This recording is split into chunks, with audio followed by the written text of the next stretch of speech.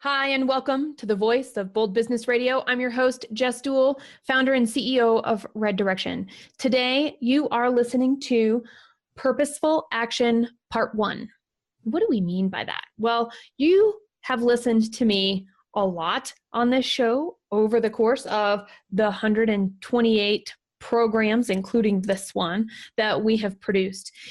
And there are elements of this that span beyond what we've done on the Voice of Bold Business Radio into other things that I did before that made it possible for what the Voice of Bold Business Radio is and is going to continue to evolve into.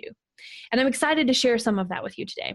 Also, you're going to really get a taste for who I am, the way that I think, if you haven't already, and recognizing that we're all human because humanity happens. And I have to tell you, I'll be the first to embrace mine. Right after this, Scott and I are going to take you through a montage of videos that revolve around having purposeful action. We'll see you right after this. Welcome to the Voice of Bold Business, the show that provides everything smart leaders need to evaluate situations, build relationships, and create solutions. Jessica Dewell candidly talks about the skills necessary to build tenacity and do more with less. And now, here's Jessica. I know that you want to get to the bloopers, but why don't we just take it in the order that we've got them? And Done. That is starting with your shout-abouts. Could you? Oh my gosh, yes. Well, I have a sentence or two before we get into it. And one of the working titles that I was playing with was The Faces of Jess. And the reason why I chose that as a working title is that some of these are going back as long as I think 5 years of the literally hundreds of shows that you've done. So this is a sampling of the various stages that you've gone through. And while you have grown through these years, Jess, I've always thought that you were good. So it isn't coming from bad to good. It was coming from good to better to where I guess we're always aspiring to be best. So with that introduction, the first would be your shout-abouts. Could you give a little bit of a background in terms of what the shout-about is all about? If I look back, all I can do is laugh because I had things to say and I wanted to say them. And then I see myself on video and really my personality doesn't come through. And you want to know what I learned about this, Scott, is that the content is there, the message is clear, and I was sitting down.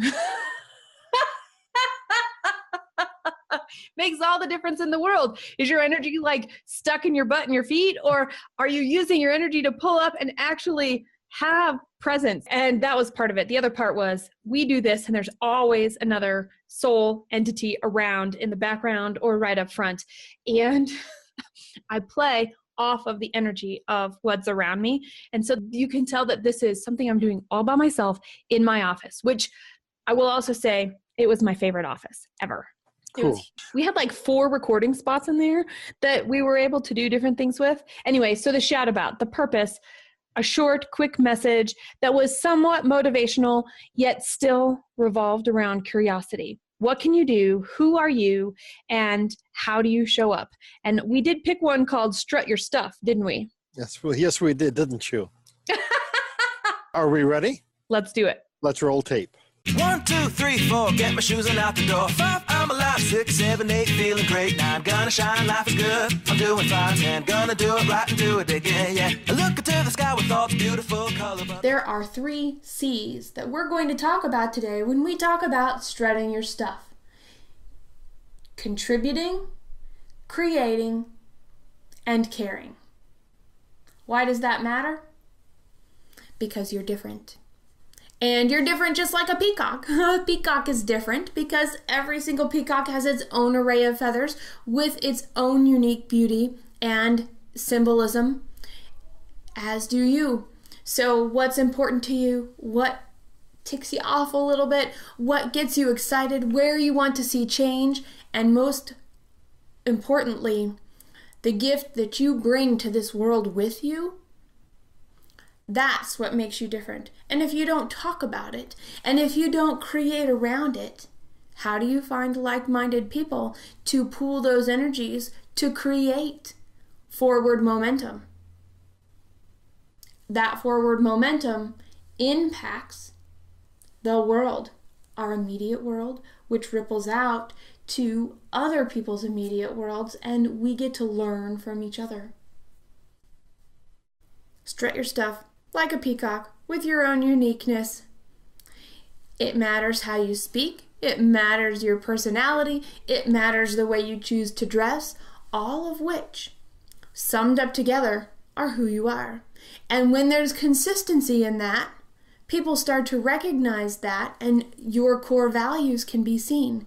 If every time that you are sharing a piece of information or putting together some sort of article or something for your community, and you show up and you talk a little different, or you're dressed very differently, and there's no consistency there, it takes people longer to figure out what you're about, and they're more interested figuring out what you're about than what you're actually sharing with them.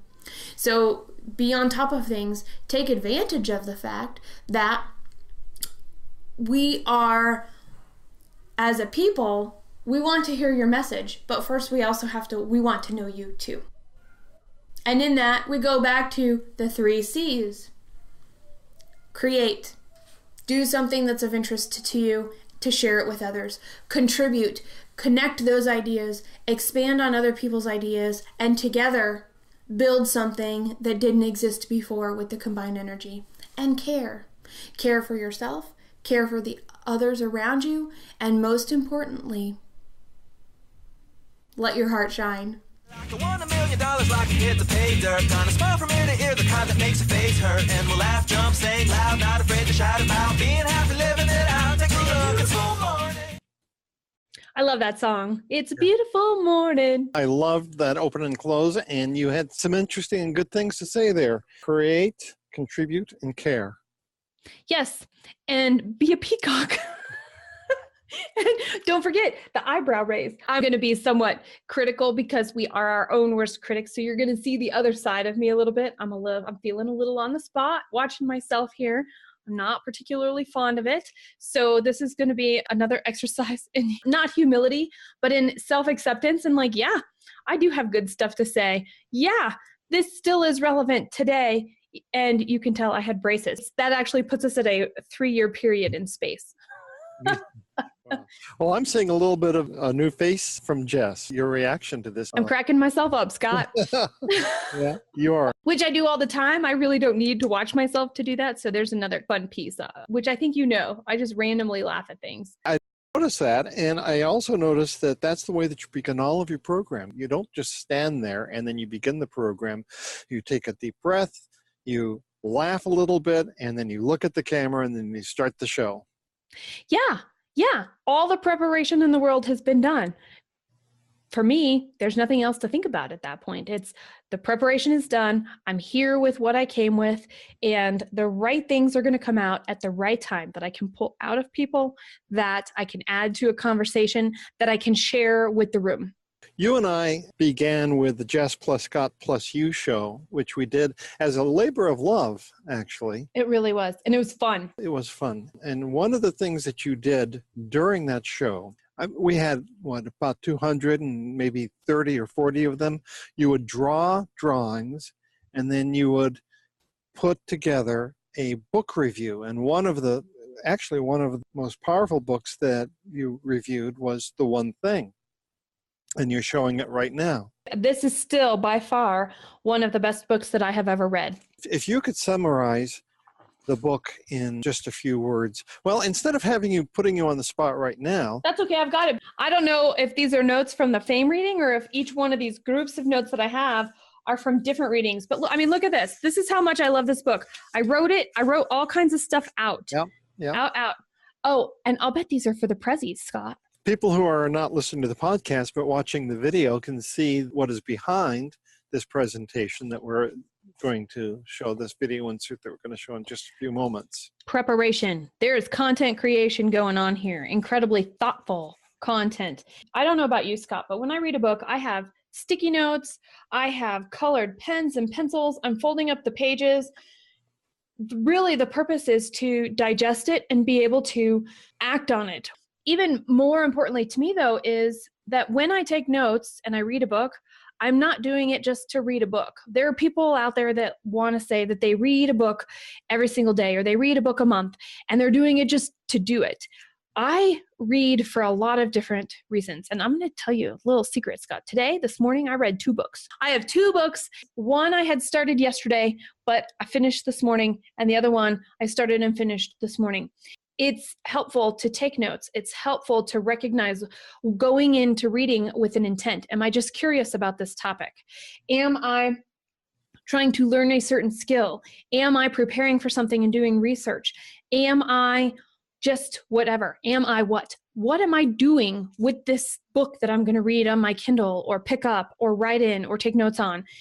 And knowing that is very helpful. The intention here was I loved it so much I reread it for our program and to make these. So this was what we're seeing next is going to be the result of my second reading with a whole bunch of notes specifically to share. To introduce this piece, first of all, it's only a fraction or about 10 or 20% of the larger presentation for the whole program. But secondly, in introducing it, could you mention the name of the book and the author? This is The One Thing, The Surprisingly Simple Truth Behind Extraordinary Results by Gary Keller with Jay Papasan.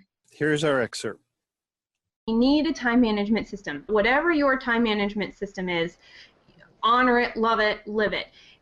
Gary is fond of time blocking and saying, you know what, whatever your one thing is for this day, so in your business, what is your one thing?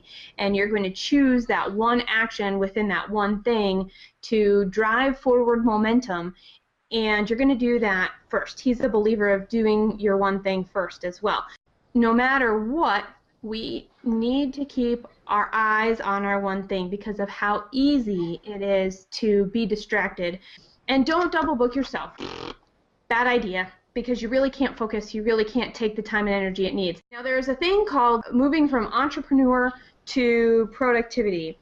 So that's that breakthrough point, is how do you actually stop being just acting all the time because you can, and move into a place where you can step back and think, so you can actually understand and embrace what an opportunity is to leap over where you're at, to get you to that next stage and have the momentum to keep knocking down those dominoes that are twice as tall. So you have a domino this tall, and you have a domino twice as tall, then you have a domino 3 times as tall, and it's exponentially growing, and your action will take you where you want it to go.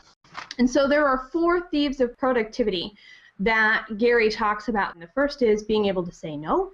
The second is knowing that chaos exists. The third one is poor health habits. And the fourth one is poor space design. So how are you using yourself in space? Are you eating well, knowing that chaos and life happens, and really being sacred with your time, because every single time you say yes means you're saying no to something else. 2 things that came out of that, Scott, that I still say to this day.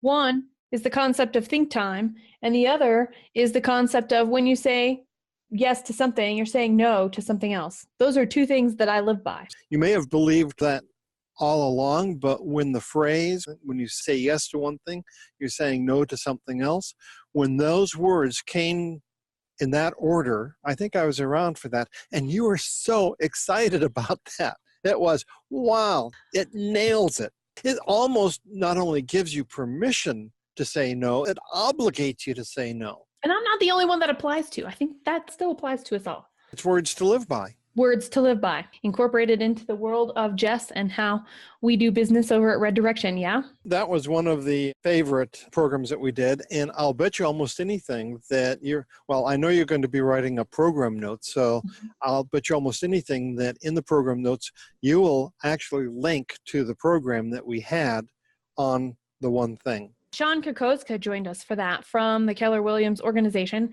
That was a really fun conversation to have. And you and I tried something totally new. We said, go read this book. And at the end of us talking about it, we're going to invite you on and we're going to talk about the one thing.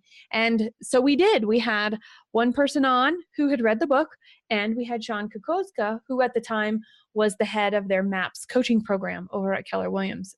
Very neat conversation, very insightful. It just happens that the next thing that we're going to see, and it's not logical here, but through the time that we're doing the voice of Bold Business, we've captured some of the bloopers, some of the outtakes, because we we're taping them.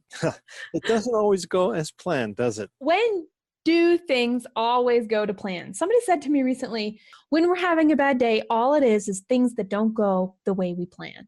Have you ever thought about that? So when we're talking about action and we're talking about taking action, yet there's this concept of there's still stuff that's out of our control. There's still things that will happen that in the face of it, how do we respond? Because in that response, we know how we're going to show up when relationships get tough, when business gets tough, when our kids are going through a hard time, when parents are going through a hard time, you name it. This thing that we put forward is what it's all about. How we respond is great. And I love that I laugh so much. I used to not laugh so much. I used to be a little bit more serious. It's worth laughing and it's worth embracing because we are human, and it shows how we carry ourselves in those moments to say a lot about who we are and what we stand for. Even if we don't know it ourselves, other people are seeing it and interpreting that for us. You've really tapped on two of my favorite sayings. One of them is expectations are so important. And the other is it's not the setback that counts, it's how you react to it. Now we get to see how Jess reacts. Okay, so, can you reframe the question? Sure. Well, yeah. Have you been on one of these before, Tom, where it's like, what? No problem. The concept being, okay, so Scott, I love this. Scott will edit it all out. Really, it's bold. It's bold to have influence. Or how about this? No, we got to start differently. Oh, your episode number? Yes. And you know what? I'm really glad we're recording this because I got to double check this because I don't think I did it right. So hang on. Otherwise, we're going to be out of order, which is totally fine. But I'm like, no, now I really got to just check and see. This is hilarious. You're right, Jess. It is 89. It is 89. Oh, shoot. Thank you, Scott, for jumping in there. Okay, so I will start that part over. Boy, I love Scott. Sounds good. He's going to make us sound better than we could even ever have imagined. Thank you, Scott. I appreciate that. I know, right? Okay. Yeah. Beginning when we're talking about all of the things, you know what? I'm going to totally have Scott scratch that too, because I'm like, I don't know what we talked about at the beginning. It's a whole bunch of scribbles right here. Scribbles. We talked about scribbles. We talked about scribbles. I'm so sorry. I lost my train of thought. Actually, that was a good, complete thought right there. Okay. And so we'll just keep going with that. Okay. You said that. Thank God you're editing this. I know, right? See, total pressure off.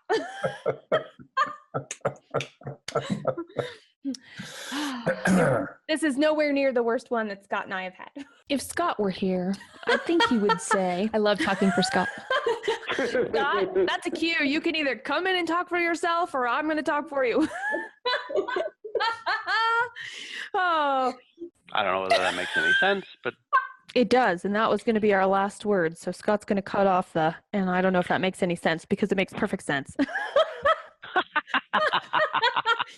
I'm like, yes, that was it. Yes. So that's a wrap, guys. Okay. Being satisfied and being fulfilled.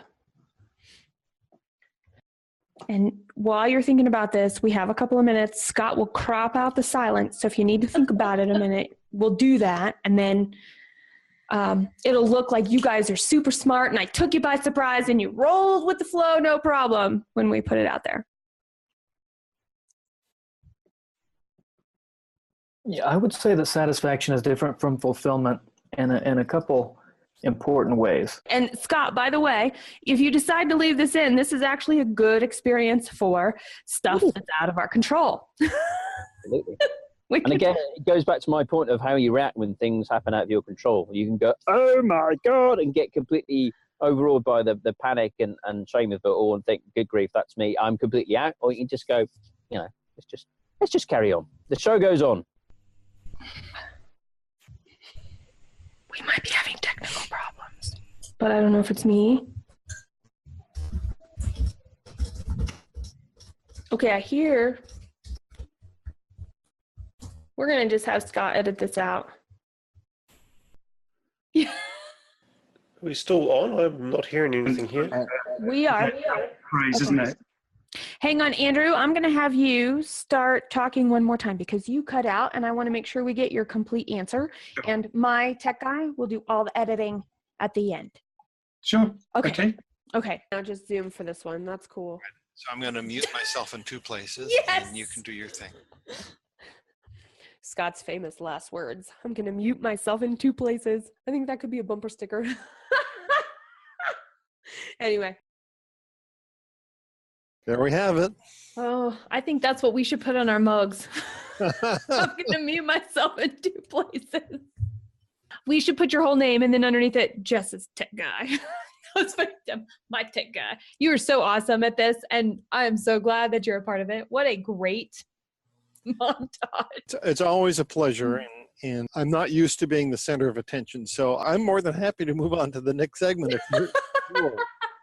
Really, what I took away was, yes, we all have things that happen. We all say things that don't make sense. We all hear something that doesn't make sense to us, and everybody was very kind and going, could you rephrase that question?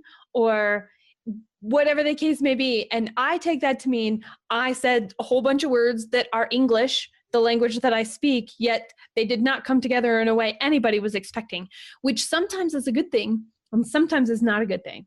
On our program, not so good, which is why you edit them out. So thank you.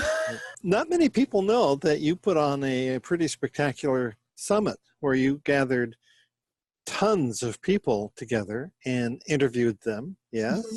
Yeah, 16, right? 16. Well, I didn't remember the exact number, but I knew that it went over the course of many days. Yes, we had 16 speakers. Yes, it went for 4 days.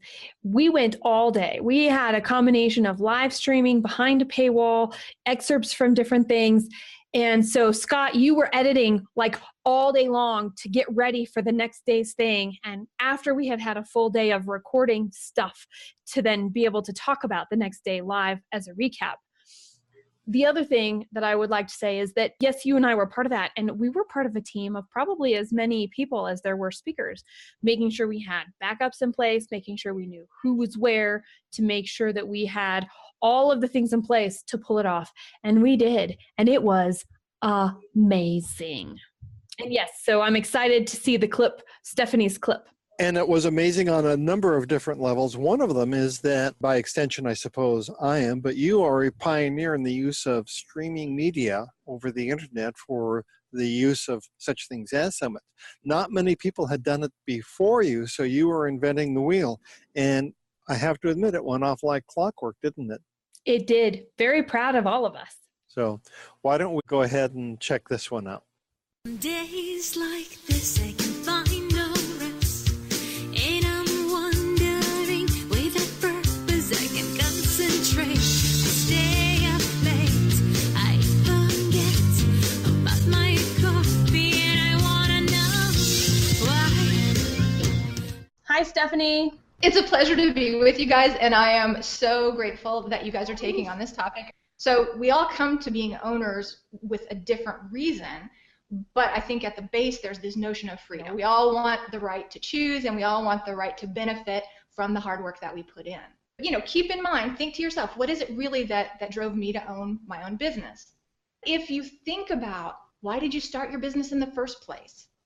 Well, it makes it easier to say, you know what, I want to set this thing up so that other people can come in and help me in a way that I'm comfortable with at the time that I choose, not when I burn out completely and can't do anymore, right? So when you're thinking forward and you're saying, I'm going to build my business to fill its role, I think one of the big roles that you want to have is the ability to take yourself out of the business, okay?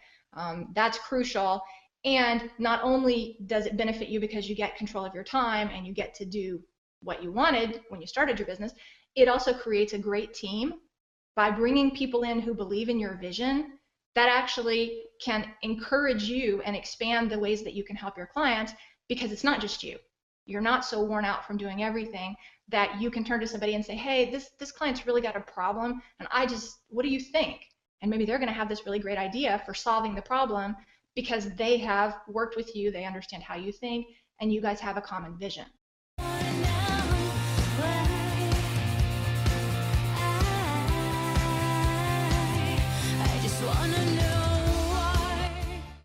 always want to know why without using the word why. I like Stephanie. She's got such great information, and the collaboration I've done with her over time is fantastic too. And continues to this day, doesn't it? Continues. That's right. We have a couple of collaborative projects happening right now as well, which I love. She's very good at what she does. The insight that she brings and the experience she has is pretty awesome. And I can say that about everybody that's been on the Voice of Bold Business Radio. This was before the Voice of Bold Business Radio. You've seen her on our show too. Here. And in fact, she was on the Jess+Y show too, probably. We go way back. She has a couple of outreaches. One of them is financeability, isn't it? Find the right money for your business to grow it or start it or take it to the next level, scale it. One of the highlights for me is that we were able to land a person whose name is Alan Cohen. He's written 21 books, is it? It's got to be at least that many. Starting with Dare to Be Yourself. I have 4 of them in my bookshelf over here. And of course, I've read them all, and they're all very inspirational. They're very thought-provoking, and they're very reflective. Who am I? What am I doing? Where are my limitations? And am I okay with those limitations? And what if I didn't have any limitations? Questions like that he asks in a variety of forms that are very useful just in terms of personal reflection, also very useful for professional development when you think about it. He's a master storyteller. He sees insights that other people don't see. That's perhaps why he's so popular. And there's always an ethical underpinning to everything that he happens to say. And it's almost as if you can listen. It's not almost, it is. You can listen to him and then get permission to do the right thing for the right purpose. He just makes it so clear in the stories that he tells, a very sweet and wise person. Yes. Now, is this clip coming from the Jess+Y vault? Jess+Scott+YOU vault. You're right. You had him on the Voice of Bold Business. Yes, he was a special guest for us at the Voice of Bold Business. Yes, at the end of our first season. So you'll link to both of the shows, the Jess+Y show with Alan and the one with the Voice of Bold Business. Here's a real quick clip. And I'll want you to comment after we get back, after we see this. Okay, Jess? Time to think. Love it.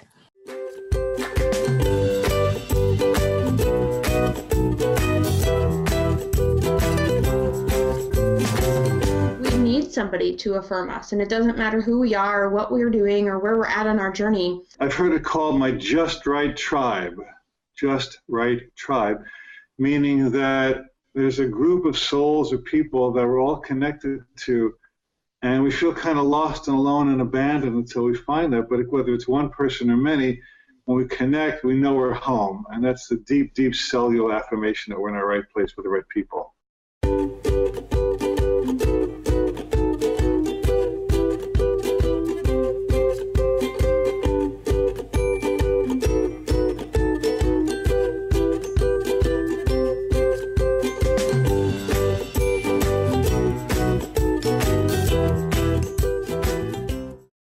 On our Tuesday show, we were talking about doers and managers and leaders. One of the things that I think is really important, especially from the business side in what Alan is talking about, is that he brings this concept of this just right tribe. And not only do we need people that think like us, that can see what we can see, we also need people that think differently than us. If we're a doer, we need the other two. When we are a manager, we need the other two. When we are a leader, we need the other two. And the reason for that is because it's through that diversity that we can find and make sure that we are serving the most people the right way in the time that we are coming together. And the Just Right Tribe has the connotation that we don't have to have lots of people. In fact, that's not the criteria. And that each tribe is going to be unique unto itself, because what might be right for you is not going to be right for me, is not going to be right for someone else. To be liberated, to not have to compare yourself to someone else. I could take a look at your tribe, for example, and then be envious or jealous and think, oh, I'm really messed up because I don't have the tribe that these other people do. But if it's what's right for me, and then to go after that, man, what a blessing. I enjoy Alan and his message because you're right. He is a fantastic person. He is incredibly thoughtful. And he's been able to distill these things that crop up for all of us as undermining ourselves, getting in our own way, self-doubt, and addressing them in a way that is incredibly useful and kind. And that's something I think we forget, especially this concept of this just right tribe. We are kind to ourselves for who is in our life, and we get to choose them. So if our just right tribe starts to not feel so good or be not quite right, it's our choice and our willingness to recognize that and be courageous and take that next step and say, oh, my just right tribe is morphing because my past self and my future self are very different than the me that's right now. And if I bring stuff along, I have baggage. And if I go forward without thinking about where I came from, I'm going to run into the same problems over and over again. And that's something that we really have to consider as individuals. And how are we going to work? And what are we going to do to show up and be super involved and present so we can do the work that we must do right now because we are supposed to be doing it with the people we're around. And when we're doing it with the wrong people, it's hard, it doesn't work, it fails, that kind of stuff. We don't want that.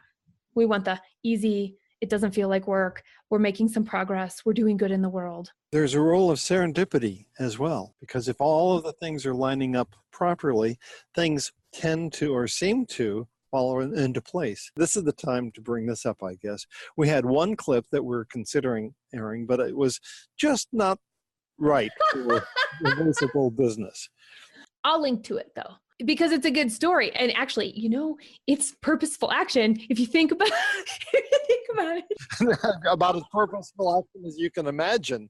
Get where I was going. So you might as well say the name of the clip and we'll link to it in the show notes. This is definitely a past me, talking about a pastor past me, it's okay to make up words in our program. It is, right, it's me. I get to do whatever I want. No, I'm kidding. I don't do whatever I want, but I will make up that word for this purpose. So yeah, it's called what? It's the kick-ass shoes, right?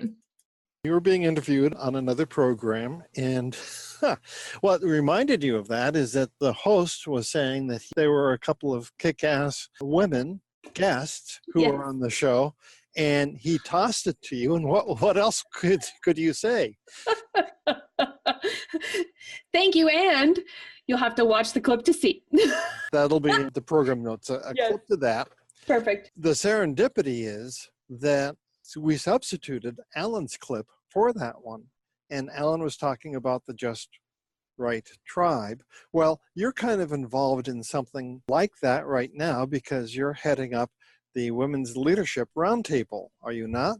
Yes. Colorado's oldest continuously running Women's Leadership Roundtable is now in the purview of myself, and I'm humbled and honored and excited to carry it forward. And one of the things that we're doing is, in addition to being in person in different parts of the greater Denver area, is to bring it online, because you listeners are all over the place, and having someplace that you can come to and have a facilitated discussion and participate and get other ideas that are different than yours, that maybe are the same, that allow you to have the serendipitous moments to be able to find the right pieces of something, some problem, some aspiration that you're working on right now, is what this Leadership Roundtable is all about. And thank you, Scott, for putting together a short clip of what it's about so people can see. I'm going to set it up this way. The preparation for this is that a blog post goes out on my website, jessicadewell.com, and then people have the opportunity to participate in the membership program, to come to this virtual program. And then afterwards, they have access to the video to watch anytime they want.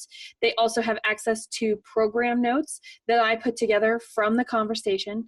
And those of you who are not in the Denver area have access to all of the notes that happen in all of the in-person ones that I do, whether they're in Denver or when I travel. I will do what I will call a pop-up Women's Leadership Roundtable, and we'll do them in the cities as I'm traveling where we can make it happen so that we can reach as many of us in person.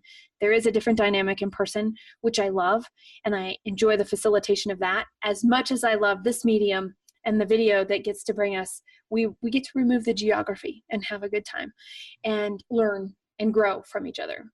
So, enough talk. Let's take a look at one of your Women Leadership Roundtables. How about if we start with defining, what does bias mean to you?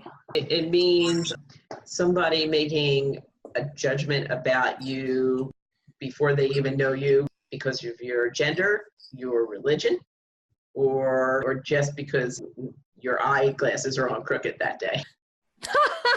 Which happens. I feel somewhat blessed by the fact that I don't see people of race.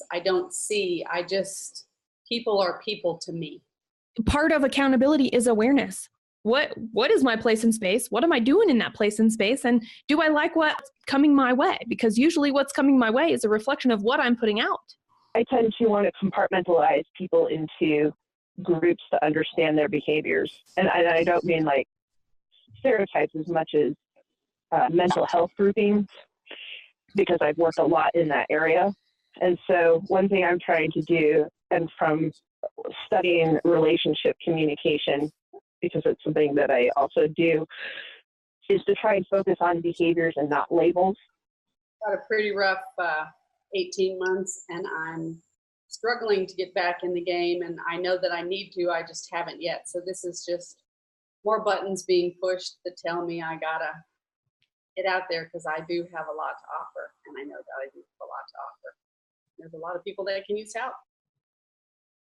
Pretty amazing, where we start talking about a topic, we talk about our personal experiences around the topic, we talk about the things that we see not only of ourselves that are a little vulnerable, as well as the things that we see in other people that maybe press our buttons or make us feel vulnerable. And then what are we going to do about it? And I'll ask you, and what are you going to do about it? When you leave, what from this conversation, what did you learn? What was revealed? What was discovered that will allow you to make a change in your life this afternoon, tomorrow, Monday, when you come back to your workplace? It's a pretty important thing to consider, that when we say it and then we do it, we have the ability to make change in ourselves, which makes changes in our greater community. That's it in terms of the clips that we have. It's been great fun going down memory lane, Jess. I can't wait until we do it again. Purposeful Action Part 2 is coming sometime. Yeah, we're not going to wait 5 years, though. No, we're not waiting 5 years. We have 128 shows to work from already, just with the voice of Bold Business Radio, with the lens of improving ourselves as leaders, defining what it means to be a leader, separating that out from leadership, and really making the effort and the attempt to show up, quit playing small, and make things happen. Take that purposeful action. So you're going to find all of the program notes for this at voiceofboldbusiness.com/P128. That is voiceofboldbusiness.com/P for program 128. You can also search on the website or on the internet for Purposeful Action. It is one of my hashtags, so go check out that too, as well, on Twitter and LinkedIn and Facebook. You've got 7 clips, including the bonus one. You've got some off-the-cuff commentary that I did not get to practice, because while I saw the clips and I knew what clips were going to be played, I didn't know the questions that Scott was going to ask me. Make sure, though, you subscribe, rate this program, and tell your friends about it, because every single one of these programs that we do is to not only grow ourselves, is to come together in a community to help each other grow and get us to the place that we are supposed to be in the leadership roles, to make the difference in the world through the businesses that we are a part of that offer products and services. You can listen to this program wherever podcasts are sold. You can also send us an email. Find me on Twitter at Jess+Dewell. Send us an email, radio@reddirection.com. And most importantly, it's you who is defining what it means to be a leader today. It's you that is shaping what the expectations are of your peers and yourself. So that also includes me as part of your peers. And let's figure out, how is being an effective leader changing? What do we need to do right now in our roles to make the change that needs to be changed, to manage, to do, as well as to set the course into the future? It's all about our purposeful action. Subscribe at thevoiceofboldbusiness.com and get more information, program notes, and past episodes. Bold leaders approach each situation and focus on action to achieve a higher level of leadership. Jessica Dewell, your business advocate, is the host of the Voice of Bold Business Radio. Thank you for joining us.